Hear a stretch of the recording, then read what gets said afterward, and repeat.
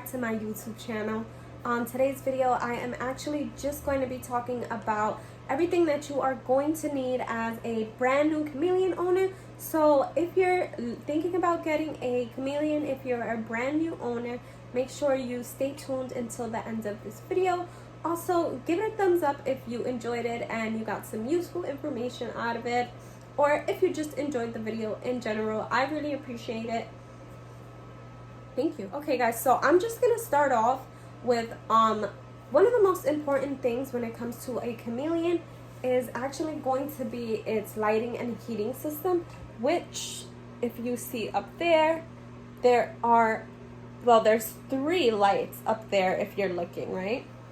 Now one of them is just a light for our plants so that they don't die. They still die. We suck at keeping them alive, but they're doing all right. As you can see, there's some greenery. But really getting into the important things, the 2 lighting systems that your chameleon is going to need will be a T5HO linear UVB light, right? So that's the one that I have at the top, that is the long strip, and you're just going to want to make sure that it is kind of the same way I have it. You want it to go completely across the top of your enclosure. And then the other thing you are going to need is going to be the basking light. So just get a reptile basking light, and for the light you don't have to specifically use a reptile light, or like you don't have to buy it at the pet store. You can literally just pick it up at a supermarket, at a Home Goods, or anywhere that sells light bulbs.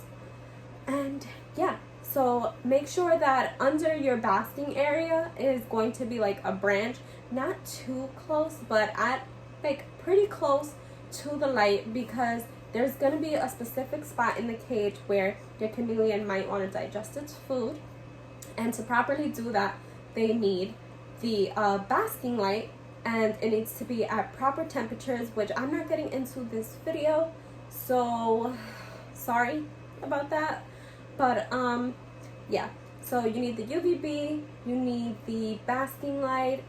Put a little branch under the basking light, not too close but pretty close, so that it's reaching the temperature that it should be. So yeah, what else you're gonna need just to record temperatures? So inside we actually have a I believe it's called a hygrometer, and maybe it's not. I always have this confusion, but it's basically just a little system that records the humidity, which is super important because chameleons need to be in certain humidity temperatures. And like I said, they have to have a certain basking temperature, which I will not be talking about in this video, because a lot of things I'm going to talk about that chameleons need, they really go kind of in depth, and I'm just kind of giving you the all around what you're going to need so that you can start off great and hopefully spend less money by avoiding these mistakes. Guys, I need to add in there, by the way, just so that if you're a new chameleon owner, you're not confused. When it comes to their lights, both lights are on a 12 and 12 schedule. So 12 hours on and 12 hours off. Please make sure that you do that. Your chameleon cannot sleep with the lights on, and it's not healthy. So 12 hours on, 12 hours off. Something else that is super important for all chameleon owners to know is that you do need to supplement their food. You do need to cover it basically in calcium and stuff like that. So you're gonna need 3 things, right?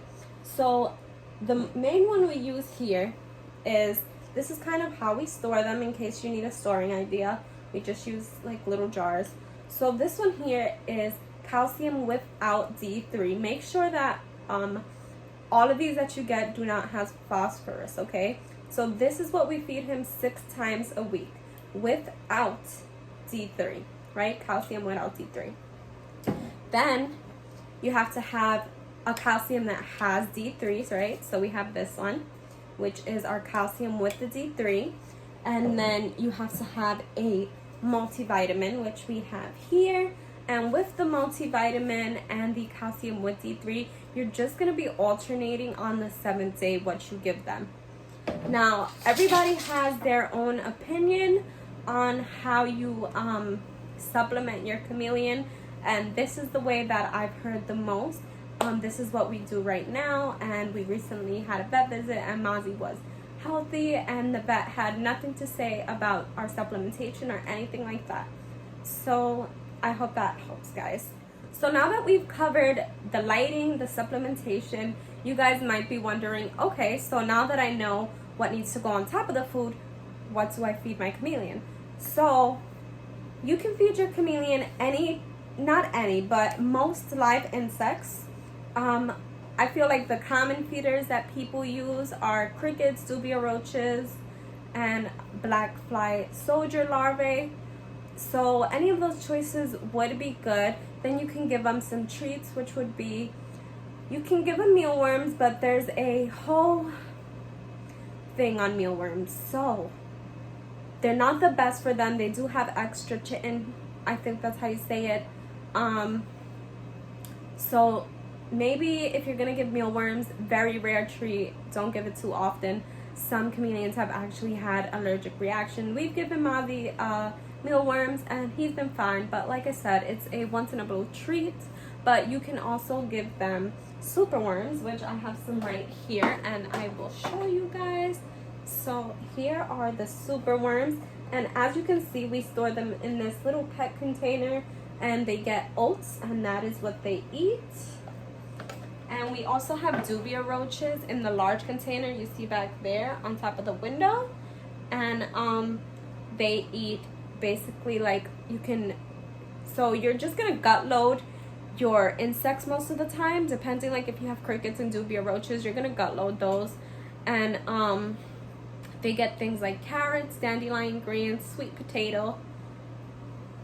Important for chameleons as well is just going to be foliage. So having an enclosure that has not a lot of open space and has a lot of branches is super important. So make sure you guys get a lot of branches. You fill this up with tons of branches, and then you either get live plants, which are the most recommended, or you can get artificial plants, and just go crazy on the cage. Make sure you don't have any spots that are pretty much open and visible, because chameleons do sometimes like to hide. So it's good for them to just have places to hide and not be seen and stuff like that. When you have a chameleon, misting is also something that is super important. So we actually have this mister system here, and it's set on a timer. So it goes off 2 times a day, and then besides that, we probably usually give him water 2 times a day, which we have a dripper, which you will also need. So chameleons do not drink still standing water, so make sure that their water is somewhere where it's dripping, it's moving. I wanted to throw in there, guys, if you don't have money to get like this misting system like we do, as long as you have time throughout the day to just use a simple water bottle like this and mist your cage for about 2 to 3 minutes, you will be fine. And this helps to reach those humidity levels that I have talked about in this video. So you don't have to spend any money on a dripper, by the way, either. So if you just want to like avoid a cost, just take like a milk jug, a small plastic cup, and take a knife and poke a few holes at the bottom, and there you have a dripper system. So you could use a milk carton, any kind of carton, any plastic, and save some money. So a few things that I don't want to forget in this video are, if you have a female chameleon, it is extremely important that they have a lay-bin, which people will usually just use like a plant, and you have to have like a certain amount of depth for the chameleon to be able to dig into. Some people just use a actual bin, and that's a lay-bin, but you really need somewhere where if you have a female chameleon, they are going to be able to lay their infertile eggs, which they do often. I don't know how often. I don't have a female chameleon, but if you have a female chameleon, make sure you do more research into that. Also, guys, if you want to know more in depth about anything, I am going to recommend to you my favorite chameleon person ever, which is Neptune the Chameleon, I have spoken about her probably in most of my Chameleon videos because she is where I learned so much of my information. So with that being said, if you really want to get in depth with any question, just click her page. I'm going to put it in my description box below because she is so helpful, and I just want to make sure you guys are setting up your Chameleon enclosures for a beautiful life.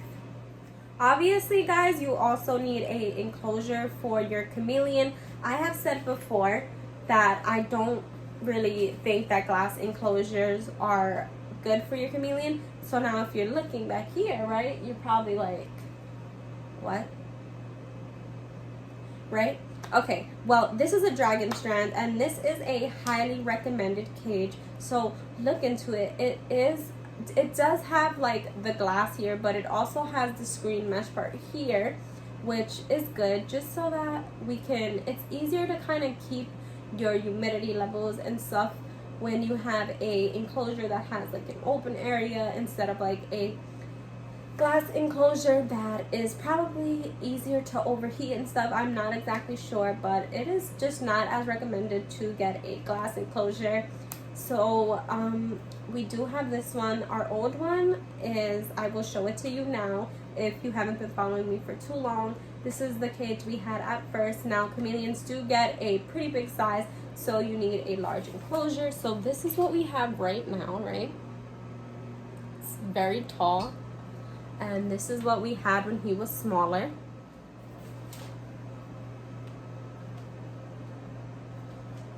And to keep the humidity in, right, we had to actually take shower curtain in the back, which is something you can do if you're having problems and you have like a mesh covered enclosure.